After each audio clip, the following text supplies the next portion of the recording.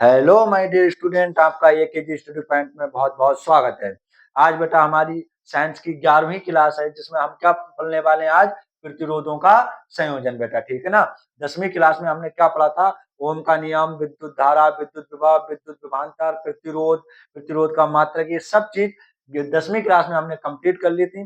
तो बेटा मैंने पहले ही बताया था जो विद्युत चैप्टर हम 2 पार्ट में क्या करेंगे, इसे कवर करेंगे। तो पहला पार्ट मैंने 10वीं क्लास में करवा दिया है बेटा, 10वें लेक्चर में, ठीक है ना?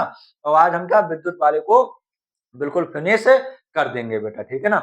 आज हो सकता है बेटा मेरी आवाज में कुछ चेंजेस हो, ठीक है ना? कुछ दिक्कत है गले में, ठीक, खांसी वगैरह पड़ रही है तो इस चक्कर से हो सकता है, ठीक है?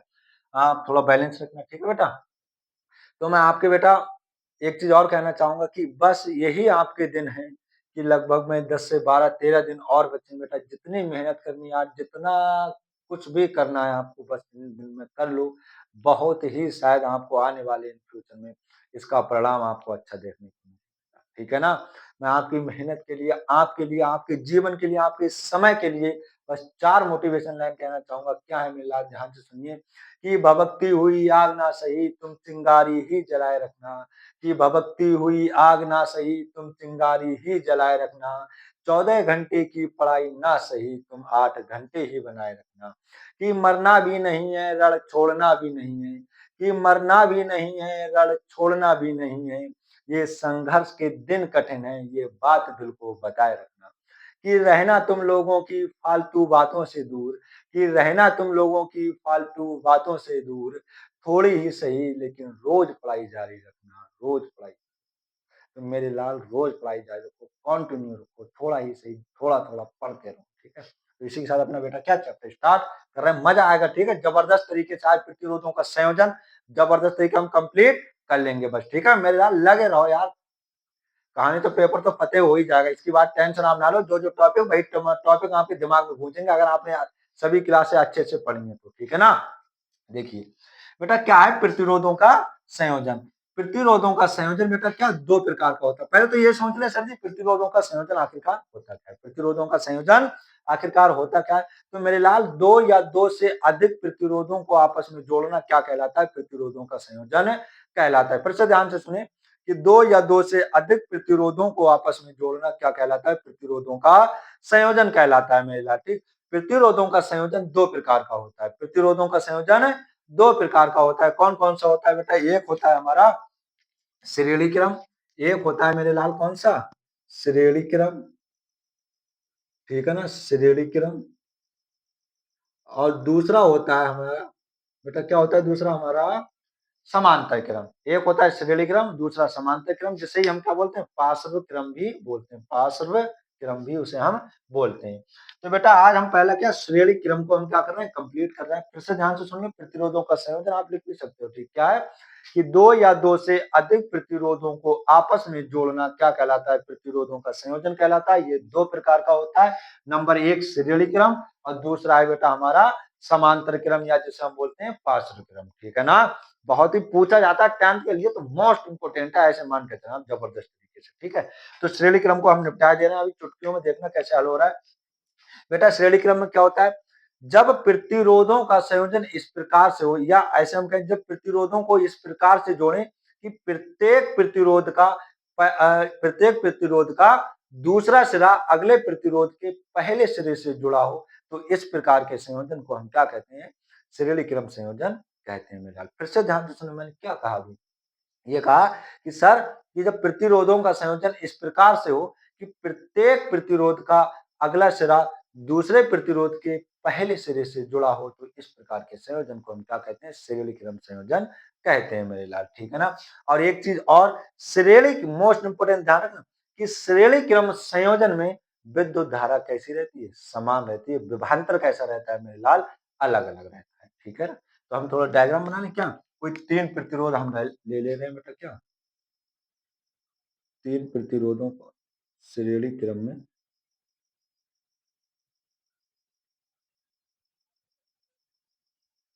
ठीक है ना?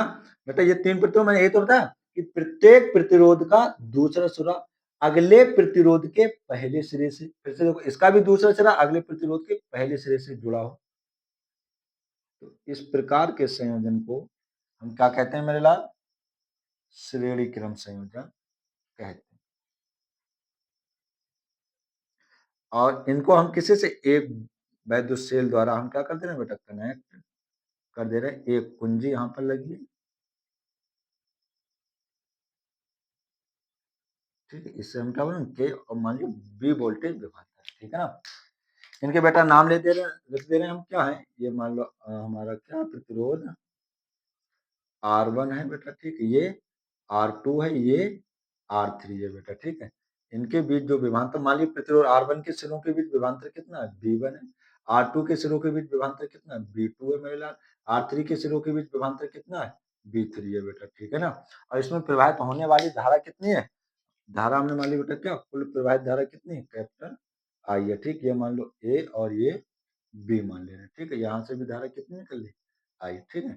या हम ऐसे भी कर सकते हैं, ए बी फिर बी सी फिर सी डी, ठीक। हमने क्या मान लिया, ए बी, ठीक है ना। फिर से ध्यान से सुनिए, क्या है, हमने यही तो बताया बेटा, चलिए लिख रहा हूं। जब प्रत्येक प्रतिरोध का दूसरा सिरा अगले प्रतिरोध के पहले सिरे से जुड़ा हो तो इस प्रकार के संयोजन को हम क्या कहते हैं, श्रेणी क्रम संयोजन कहते हैं। मेरे लाल कैसे लिखेंगे, देखो ध्यान से। जब जब प्रतिरोधों का संयोजन इस प्रकार हो, जब जब प्रतिरोधों का संयोजन, जब प्रतिरोधों का संयोजन, जब प्रतिरोधों का संयोजन इस प्रकार हो, बेटा इधर से दिखाई पड़ रहा है, इस साइड से सही है। जब प्रतिरोधों का संयोजन इस प्रकार हो, इस प्रकार हो कि प्रत्येक प्रतिरोध का, कि प्रत्येक कि प्रत्येक प्रतिरोध का, प्रत्येक प्रतिरोध का पहला सिरा, पहला सॉरी प्रत्येक प्रतिरोध का, प्रत्येक प्रतिरोध का दूसरा सिरा, दूसरा सिरा, दूसरा सिरा अगले प्रतिरोध के, अगले अगले प्रतिरोध के, अगले प्रतिरोध के पहले सिरे से, अगले प्रतिरोध के पहले सिरे से, पहले सिरे से जुड़ा हो, जुड़ा हो तो इस प्रकार के संयोजन को, तो इस प्रकार के संयोजन को, तो इस प्रकार के संयोजन को, संयोजन को श्रेणी क्रम संयोजन कहते हैं। श्रेणी क्रम, श्रेणी क्रम संयोजन कहते हैं, श्रेणी क्रम संयोजन कहते हैं, ठीक है मेरा। क्या है कि जब प्रतिरोधों का संयोजन इस प्रकार से हो कि प्रत्येक प्रतिरोध का दूसरा सिरा अगले प्रतिरोध के पहले सिरे से जुड़ा हो तो इस प्रकार के संयोजन को श्रेणी क्रम संयोजन कहते हैं मेरा, ठीक है ना। ये बात आप अच्छे से समझ चुके हो। अब हम लिख रहे हैं क्या, कि माना तीन प्रतिरोध, माना तीन प्रतिरोध, तीन प्रतिरोध, माना तीन प्रतिरोध R1, R2 व R3 को, R3 को श्रेणी क्रम में जोड़ा गया है, श्रेणी क्रम में जोड़ा गया है, श्रेणी क्रम में जोड़ा गया है तथा प्रत्येक प्रतिरोध के सिरों के बीच, तथा प्रत्येक प्रतिरोध के सिरों के बीच, सिरों के बीच, सिरों के बीच उत्पन्न विभवांतर, उत्पन्न विभवांतर, उत्पन्न विभवांतर B1, B2, B2 तथा B3 है। तब ओम के नियम से, तब है, तब ओम के नियम, तब ओम के नियम से, तब ओम के नियम सही बेटा। हमारा तीन प्रतिरोध R1, R2 व R3 को श्रेणी क्रम में जोड़ा गया है तथा प्रतिरोध के सिरों के बीच उत्पन्न विभवांतर कितना, B2, सॉरी V1 V2 तथा V3 है, तब ओम के नियम से बेटा, ओम का नियम हमारा क्या है, ओम के नियम से बेटा अगर हम बात करें V1 बराबर क्या हो जाएगा I/R1।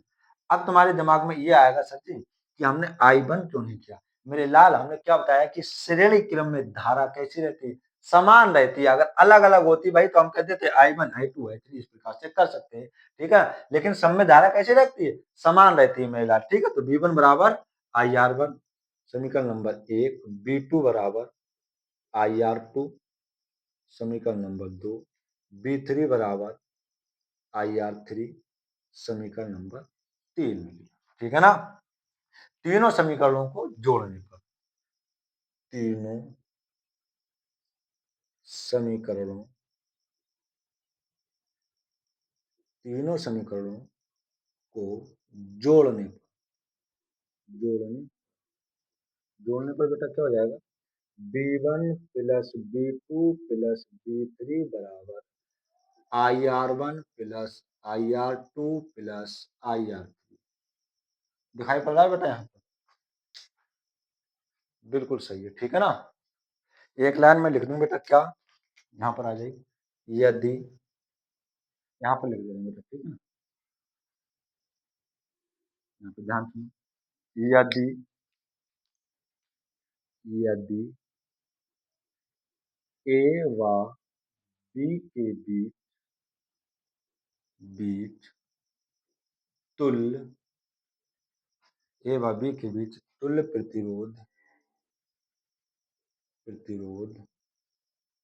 कैपिटल आर हो तथा तथा कुल विभवांतर तथा कुल विभवांतर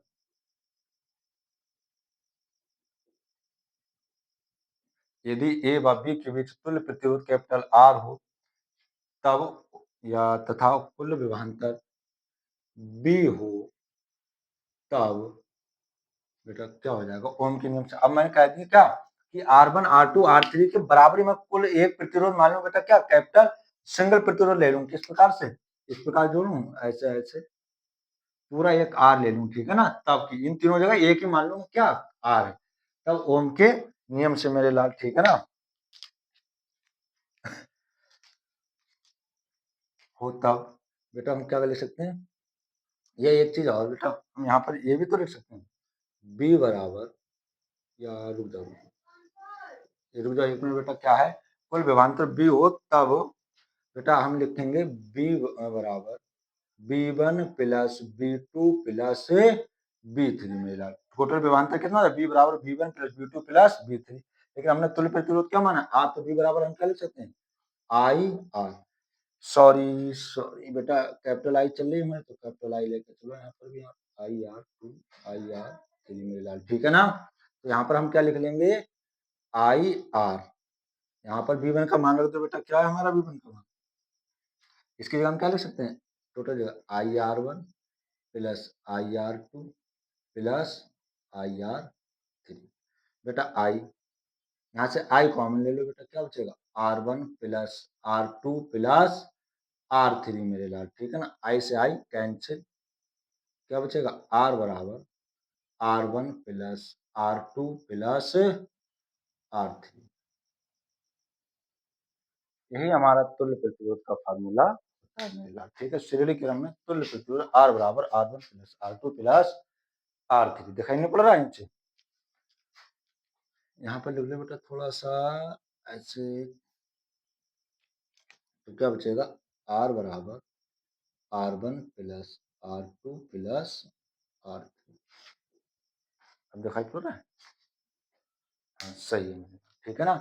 मैंने क्या लिखवाया है कि जब प्रतिरोधों का संयोजन इस प्रकार से हो कि जब प्रतिरोधों का संयोजन इस प्रकार से हो कि प्रत्येक प्रतिरोध का दूसरा सिरा अगले प्रतिरोध के पहले सिरे से जुड़ा हो, तो इस प्रकार के संयोजन को श्रेणी क्रम संयोजन कहते हैं। माना तीन प्रतिरोध R1 R2 R3 को श्रेणी क्रम में जोड़ा गया तथा प्रतिरोध के सिरों के बीच उत्पन्न विभवांतर B1 B2 B3 है, तब ओम के नियम से बेटे B1 बराबर क्या हो जाएगा I/R1, B2 बराबर I/R2, B3 बराबर I/R3, तीनों समीकरणों को जोड़ने पर बेटा इधर जोड़ लिया हमने, इधर भी जोड़ दिया, यदि ए व बी के बीच तुल्य प्रतिरोध कैपिटल आर हो तथा कुल विभवांतर बी हो, तब बी बराबर क्या हो जाएगा B1 प्लस बी, बेटा हमने क्या जो टोटल वोल्टेज हम दे रहे हैं ये बेटा यही तो डिवाइड हो जाएगा इसके बीच इसके बीच इसके बीच, लेकिन इन तीनों का योग किसके बराबर होगा, बी के ही तो बराबर होगा। मेरा मान लिया हमने 250 वोल्टेज अप्लाई किया, ठीक है ना, 250 वोल्टेज अप्लाई किया, ये 250 वोल्टेज यहाँ पर डिवाइड हो जाएगा, लेकिन इन तीनों को जोड़ेंगे तो किसके बराबर आएगा, 250 वोल्टेज के बराबर आएगा।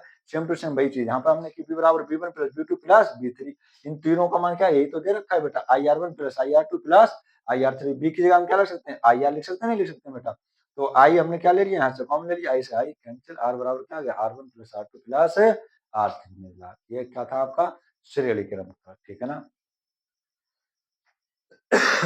सॉरी बेटा आज थोड़ी गले में दिक्कत हो रही है, ठीक है, बता दूं इसे।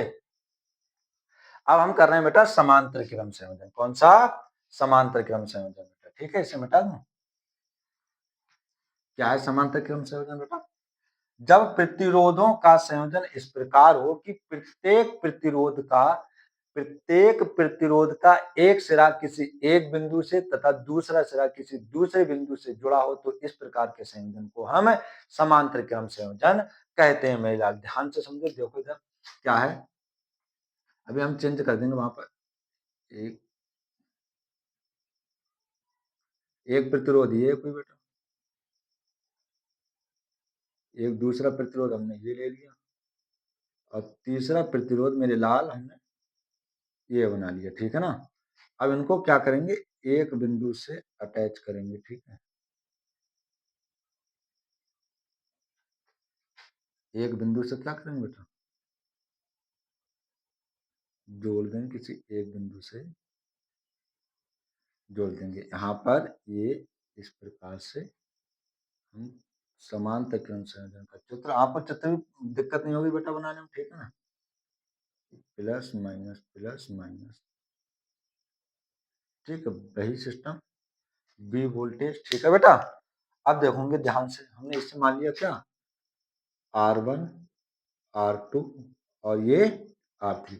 अब यहाँ से बेटा क्या, कैपिटल आई धारा, सॉरी यहाँ पर भी यार कैपिटल आई कर लेना, क्योंकि हमने क्या माना है, जब कैपिटल आई माना तो आई यहाँ पर भी रहेगी, आई यहाँ पर भी, आई यहाँ पर भी। अगर स्मॉल में लेते बेटा तो स्मॉल में करते, ठीक है। अब बेटा हमने देखा यहाँ से हमारी कैपिटल आई धारा निकल रही है, ठीक है, जो इधर गई।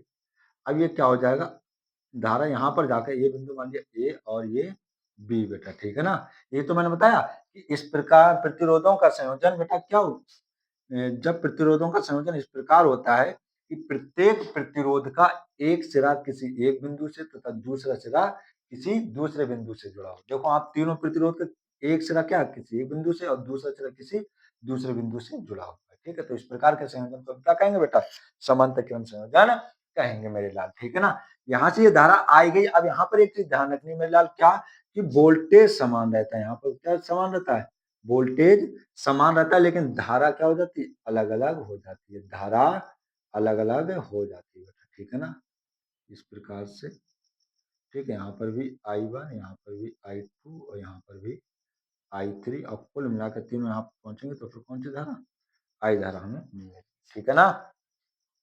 ये था आपका समांतर क्रम का संयोजन बेटा, ठीक है।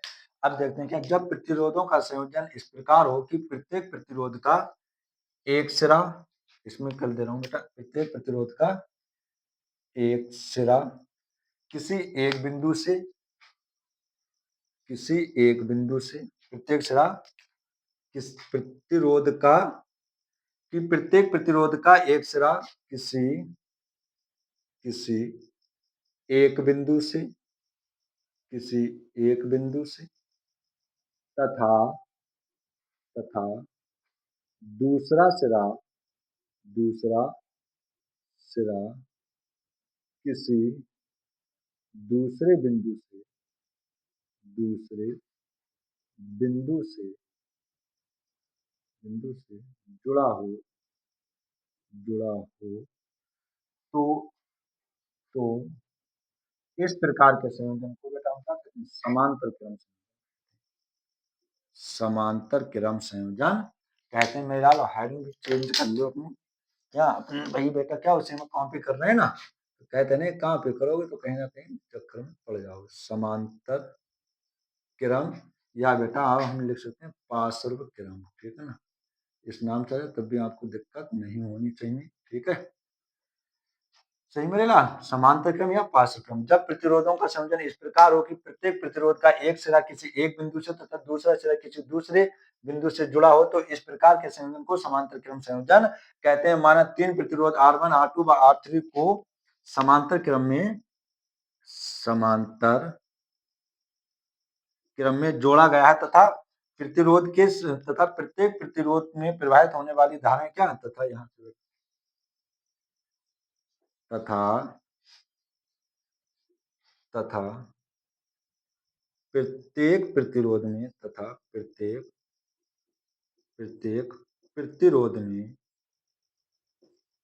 प्रतिरोध में प्रवाहित प्रवाहित होने वाली धारा I1, I2 तथा I3 हैं तब ओम के नियम से अब देखो हम यहाँ से क्या करने वाले बेटा, हमने ओम का नियम क्या पढ़ा है महिला, ओम के नियम से V बराबर आई आर तो पढ़ा है, V बराबर आई आर पढ़ा है बेटा, ठीक है ना, ध्यान से दो।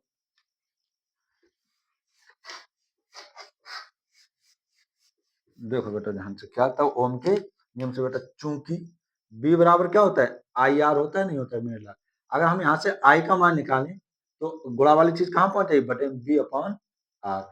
बस आपको इसमें एक चीज ध्यान रखनी, जो चीज अलग अलग है उन्हीं का मान निकालो, उसमें वोल्टेज अलग अलग था तो हमने वोल्टेज के मान निकाले, V1, V2, V3 के मान निकाले मेरे लाल, ठीक है ना। इसमें धारा अलग अलग है तो अब धारा के मान निकालेंगे I1, I2, I3, बस यही चीज ध्यान रखनी है, बाकी कोई कंफ्यूजन नहीं, जो चीज अलग अलग है उसी का मान निकाल लो। तो यहाँ से बेटा हम क्या कर सकते हैं, I1 बराबर हमारा क्या हो जाएगा बेटा, अब वोल्टेज तो समान है मेरे लाल R1, ठीक है, इसी प्रकार I2 बराबर क्या हो जाएगा B अपॉन R2, इसी प्रकार I3 बराबर क्या हो जाएगा B अपॉन R3, ठीक है ना मेरे लाल।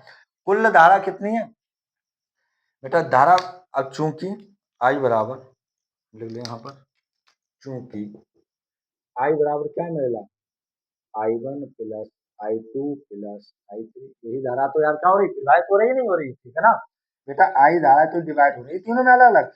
यहाँ से बेटा मान लो 100 एम्पियर की या 90 एम्पियर की धारा गई, तो मान लो 30 इसमें, 20 इसमें, कितनी हो गई 50 इसमें, 40 की पहुंच गई, ठीक है, या 30 तीनों पहुंच गई होगी, जितनी धारा जा रही वही तो तीनों डिवाइड होगी, मतलब उन तीनों का योग इस अकेली धारा के बराबर होगा मेरे लाल, ठीक है ना।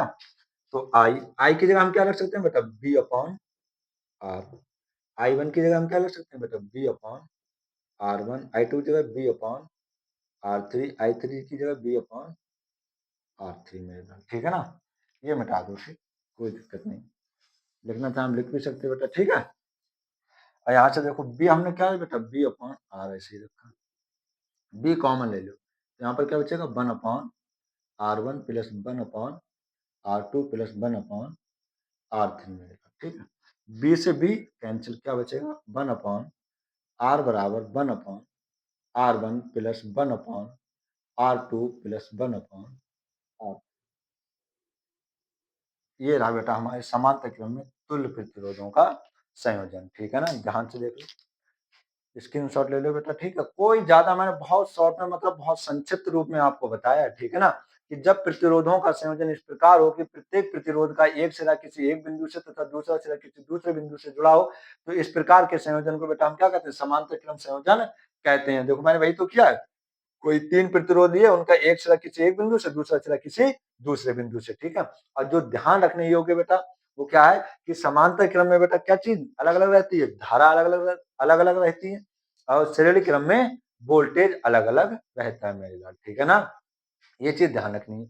तब ओम के नियम से बेटा, ओम का नियम का यही तो बोल बताता है, मैं B बराबर आई आर, या मैं यहाँ से बेटा I का मान निकालूंगा तो गुणा वाली चीज कहाँ पहुंच जाएगी, बटे में I बराबर B अपॉन आर, तो बेटा I बराबर B अपॉन आर है तो I1 बराबर B अपॉन R1 हो जाएगा। मैंने B1 क्यों नहीं किया बेटा, B1 इसलिए नहीं किया क्योंकि वोल्टेज क्या है समान है, तो अलग अलग करने से कोई मतलब नहीं है। I2 बराबर B अपॉन R2, I3 बराबर B अपॉन R3। बेटा जो कुल धारा I है वही तो तीनों में डिवाइड हो रही है यार, तो जो I होगी किसके बराबर होगी, I1 plus I2 plus I3 के बराबर होगी। I का मान बेटा ये वाला रखती है, मान क्या B upon R, B1 upon R1 plus B2 upon R, sorry यहाँ पे बेटा R2 कर लेना, क्या कर लेना R2 plus B upon R3, ठीक है ना। यहाँ से बेटा मैंने बी कॉमन ले लिया तो बी से बी कैंसिल, बी ए काम बी, ठीक है ना। 1/r बराबर 1/r, फिर से एक नोट पॉइंट ध्यान रख लो, नोट पॉइंट से हम बना के लिख लो कि सीरियली क्रम में नोट पॉइंट करके लिखना है बेटा। सीरियली क्रम में विद्युत धारा समान रहती है जबकि विभवांतर अलग अलग रहता है, और समांतर क्रम में धारा अलग अलग रहती है जबकि वोल्टेज समान रहता है, ठीक। तो ये आपके, मैं उम्मीद करता हूँ आपको बहुत ही अच्छे तरीके से, सरल तरीके से मैंने समझाने की कोशिश की और आपने समझने की कोशिश की होगी बेटा, ठीक है ना। बस मेहनत के साथ इतना ही, बस थोड़ा सा रिवाज मान लेना, बस आपका काम फतेह है बेटा, ठीक है। सीरियली क्रम और समांतर क्रम में आपको टेंशन लेने की कोई आवश्यकता नहीं है। इसमें एक टॉपिक और बहुत इंपॉर्टेंट बचा है, वो मैं खत्म बता दे रहा हूँ बेटा, ठीक है ना। फिर आपका जो विद्युत में थ्योरेटिकल पोर्शन है उसकी लीला फिनिश हो जाती है, ठीक है। वो टॉपिक है क्या आखिरकार? विद्युत शक्ति बेटा, क्या है? विद्युत शक्ति, ठीक है ना, इलेक्ट्रिक पावर, ठीक। किसे कहते हैं बेटा, अच्छे से भी बताएं। बस उसके ऊपर और इसके ऊपर न्यूमेरिकल बनते हैं, एक लेक्चर में बेटा इनके ऊपर मैं न्यूमेरिकल करा दूंगा, बस विद्युत वाली कहानी खत्म हो जाएगी अपनी। फिर चुंबकीय क्षेत्र, बस, ठीक है मेरे लाल। अब आ जाओ विद्युत शक्ति क्या होती है बेटा। मैंने पहले ही बताया प्रतिरोध क्या करता है। प्रतिरोध करता क्या है बेटा मेरे लाल? प्रतिरोध किसी भी पदार्थ का वह गोल है जो उसमें, या किसी भी चालक का वह गोल है जो उसमें प्रवाहित होने वाली धारा का क्या करता है? विरोध करता है, मतलब धारा को, मतलब बहने से रोकता है, ठीक है ना। अब आप ध्यान से समझो, किसी भी तार का या किसी भी चालक तार का प्रतिरोध बहुत ज्यादा है, ठीक है बेटा। अब हमने धारा प्रवाहित करेंगे, ठीक है, मतलब विद्युत ऊर्जा हम दे रहे हैं, ठीक है ना। लेकिन क्या हो रहा है, धीरे धीरे अब जो प्रतिरोध होगा उसे, सॉरी, विद्युत धारा प्रवाहित करेंगे, अब क्या होगा भाई, जो प्रतिरोध है वो उस धारा में रुकावट पैदा करेगा। जब रुकावट पैदा करेगा तो एक कंडीशन ऐसी आएगी बेटा, क्या धारा अपना बहने की कोशिश, प्रवाहित होने की कोशिश करेगी और प्रतिरोध रोकने की कोशिश करेगा। एक कंडीशन ऐसी आएगी, तार धीरे धीरे गर्म पड़ने लगेगा, मतलब जो ऊष्मा में बदलने लगेगी, ठीक है ना। तो विद्युत ऊर्जा क्या होने लगती है? व्यय होने लगती है, क्षय होने लगती है, ठीक है ना। तो हम क्या कहेंगे कि किसी भी विद्युत परिपथ में, किसी भी विद्युत परिपथ में विद्युत ऊर्जा के व्यय होने की दर को हम क्या कहते हैं? विद्युत शक्ति कहते हैं मेरे लाल के। क्या कहते हैं? विद्युत शक्ति क्या होता है? ध्यान से सुनिए फिर से, विद्युत शक्ति बेटा, विद्युत शक्ति क्या होता है? या एकांक समय में विद्युत ऊर्जा के क्षय होने की दर को हम क्या कहते हैं? विद्युत शक्ति कहते हैं, ऐसे भी लिख सकते हैं बेटा, ठीक है ना। एकांक समय में, एकांक समय में, एकांक समय में वैद्युत ऊर्जा के, वैद्युत ऊर्जा के, वैद्युत ऊर्जा के क्षय होने की दर, क्षय होने, क्षय या व्यय होने की दर, क्षय होने की दर, क्षय होने की दर क्या कहलाती है? विद्युत शक्ति कहलाती है। क्या कहलाती है? विद्युत शक्ति कहलाती है। विद्युत शक्ति कहलाती है मेरे लाल, विद्युत शक्ति कहलाती है। फिर से ध्यान से सुने, क्या है कि एकांक समय में वैद्युत ऊर्जा के क्षय होने की दर, क्या क्षय होने की दर विद्युत शक्ति कहलाती है मेरे लाल। तो इसे हम कैसे लिखेंगे? P बराबर W अपॉन T से, P बराबर जो विद्युत ऊर्जा की क्षय होने की दर, दर मतलब समय, मैं पहले ही बता चुका हूँ, दर की जहां बात आ जाएगी वहां पर समय अवश्य लग जाएगा मेरे लाल, ठीक है ना। तो P बराबर W अपॉन T हो जाएगा। चूंकि हमने पढ़ा क्या बेटा, विद्युत विभव में 10वीं क्लास में पढ़ाया हमने, क्या P बराबर W अपॉन Q। अगर यहाँ से मैं W का मान निकालना चाहूँ तो क्या रख सकता हूँ? BQ। तो P की जगह मैं क्या रख सकता हूँ बेटा? BQ upon T। लेकिन मैंने बताया बेटा, चूंकि, चूंकि बेटा Q बराबर क्या होता है? IT, IT निकल के आया था, चूंकि Q बराबर IT बेटा, ठीक है ना। तो P, B, Q की जगह मैं क्या रख सकता हूँ? IT और बटे T, T से T कैंसिल, P बराबर BI। ये फार्मूला आपको ध्यान रखना है, ठीक है ना। अगर आप बेटा क्या, इसका एक फार्मूला और आ जाएगा, क्योंकि B बराबर क्या होता है? IR। अगर आप B की जगह IR रखोगे तो P बराबर IR गुणा I, तो कुल मिला के आ जाएगा आपको P बराबर I स्क्वायर R। तो एक फार्मूला ये निकल के आएगा, दिखाई पड़ रहा है यहाँ पर? ये बताओ, बस हमको ये वाला मोस्टली ध्यान रखना, P बराबर BI, ठीक है। एक फार्मूला और निकाल सकते हैं आप, क्या? I बराबर अभी हमने क्या रखा? B अपॉन, चूंकि, चूंकि बेटा I बराबर क्या होता है? B अपॉन R होता है। तो आप P की यहाँ पर P बी इंटू आई की जगह बी अपॉन आर, तो पी बराबर क्या हो जाएगा, बी स्क्वायर अपॉन आर। मेरे लाल क्या होता है ना, बहुविकल्पी में पूछता है बहुत, ये 3 फार्मूला दे देगा कि विद्युत शक्ति व्यय नहीं, मतलब विद्युत शक्ति को व्यय नहीं कर सकते, या विद्युत शक्ति को व्यय नहीं करता है, निम्नलिखित में से कौन विद्युत शक्ति को व्यय नहीं करता है, मतलब सॉरी व्यक्त नहीं करता है, ठीक है, प्रदर्शित नहीं करता है। तो 1, 2 और 3 और 1 और दे देगा ऑप्शन में, अब तुम्हें पहचानना होगा, ठीक है, कौन सा है। तो मोस्ट इंपोर्टेंट बहुविकल्पी आता है, ये तीनों फार्मूला बस ये ध्यान रखना, पी बराबर बी आई, बी की जगह बेटा आई आर रख देना, ये चीज आ जाएगी, आई की जगह बी अपॉन आर रख देना, तो वो वाला फार्मूला आ जाएगा, ठीक है ना। अब विद्युत में मेरे लाल है कुछ नहीं, बस दो ही फार्मूले के ऊपर सब न्यूमेरिकल हो जाएंगे, एक तो बी बराबर आई आर और एक पी बराबर बी आई, बस इन्हीं पे कठिन पड़ेंगे, बस बेटा इन दोनों को ध्यान रखना, इन्हीं से सभी फार्मूले। तो विद्युत शक्ति भी हमने पढ़ ली, एकांक समय में विद्युत ऊर्जा के क्षय होने की दर क्या कहलाती है, विद्युत शक्ति कहलाती है। ऐसे भी लिख सकते हैं, एकांक समय में किसी विद्युत परिपथ में विद्युत ऊर्जा के क्षय होने की दर विद्युत शक्ति कहलाती है, ठीक। तो बेटा आपका जो विद्युत वाला चैप्टर है वो कंप्लीट होता है, ठीक है। मैं उम्मीद करता हूँ आप अच्छे से समझे होंगे बेटा, ठीक है।